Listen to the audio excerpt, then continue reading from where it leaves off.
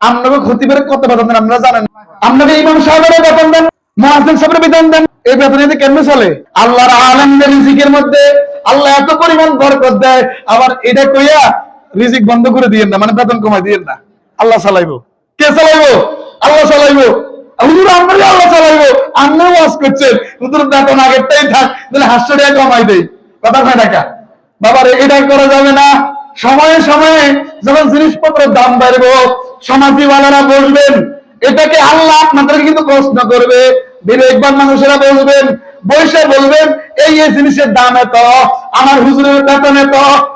আবার হুজুর যে প্রাইভেট হয় এটা কিন্তু তালাশ করিয়েন না, মাথা গুনবেন না। এক মাথায় 1000, 10 মাথায় 10,000, মসজিদ থেকে দেয় 7,000, 17,000 বেতন। হাসানা নিশা হুজুর যদি তারাবির নামাজ পড়ার পরে সমাজ থেকে ধার্য না এমনি হাদিয়া দেয়, এমনিতে হুজুর এত কষ্ট করলেন হাদিয়া দিলাম।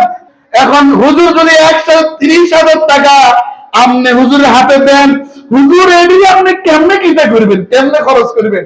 আর আপনি 30 লাখ একদিনে শেষ, আপনি 30 লাখ কয়দিনে শেষ। আর হুজুরের 30,000 আপনি এমন এক ভাব লইছেন মনে হয় 30,000 কোটি টাকা। নাউজুবিল্লাহ।